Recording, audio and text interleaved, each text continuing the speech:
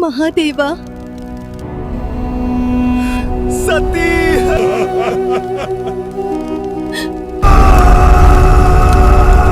ನಿನ್ನನ್ನು ಆ ಅಘೋರಿಯಿಂದ ಬೇರ್ಪಡಿಸಿದ್ದೇನೆ.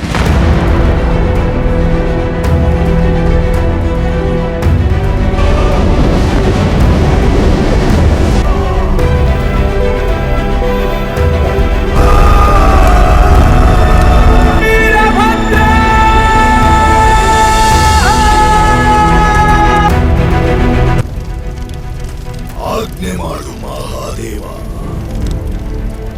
ಆ ಯಜ್ಞವನ್ನು ಧ್ವಂಸ ಮಾಡು.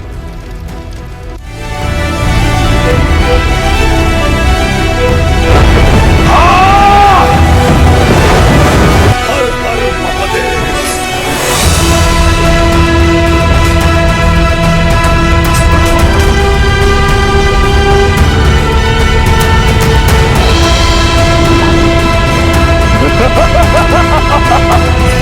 ದಕ್ಷ, ನಿನ್ನ ಯಜ್ಞ ನಿಲ್ಲಿಸು. ವೀರಭದ್ರ ಬಂದಿದ್ದಾನೆ.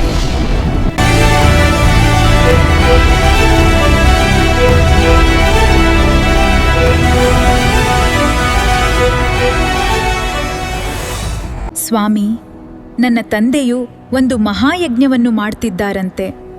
ಸಕಲ ದೇವರನ್ನು ಆಹ್ವಾನಿಸಿದ್ದಾರಂತೆ. ಓಂ. ಓಹ್, ನಮ್ಮನ್ನು ಅವಮಾನಿಸಲೆಂದೇ ಆಹ್ವಾನಿಸಿಲ್ಲ. ಆಹ್ವಾನಿಸದಿದ್ರು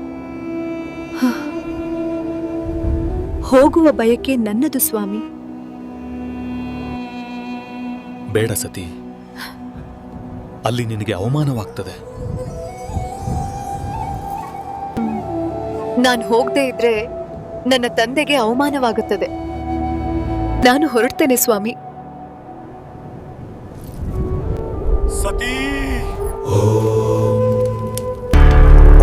ಅಗ್ನಯೇ ಸ್ವಾಹ. ಓಂ ಸೂರ್ಯಯ ಸ್ವಾಹ. ಅಗ್ನಯೇ ಸ್ವಾಹ.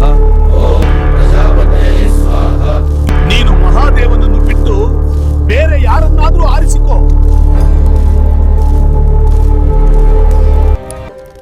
ನಾನು ಮಹಾದೇವನನ್ನೇ ವರಿಸ್ತೀನಿ. ಹಾಳಾಗಿ ಹೋಗು. ಇದಂ ಅಗ್ನಿದಂ. ಓಂ. ತಂದೆ, ಯಾರು ನಿನ್ನ ತಂದೆ? ಆ ಮಸಣ ವಾಸಿಯನ್ನು ವರಿಸಿದ ತಕ್ಷಣವೇ ನೀನು ನನ್ನ ಮಗಳಲ್ಲ. ತಂದೆ, ನನ್ನನ್ನು ನಿಂದಿಸು, ಸಹಿಸ್ಕೊಳ್ತೀನಿ. ಓ, ನನ್ನ ಪತಿಯನ್ನು ಜರಿಯಬೇಡ. ಅವನು ಭಿಕ್ಷಕ, ಮನೆ ಇಲ್ಲದ ಮಸಣವಾಸಿ. ಅವನ ಒಡವೆ ರುಂಡಗಳು, ಗಲೇ ರುಂಡಮಾಲಂ. ಅವನ ಆಭರಣ ವಿಷ ಸರ್ಪಗಳು, ತನೌ ಸರ್ಪಜಾಲಂ.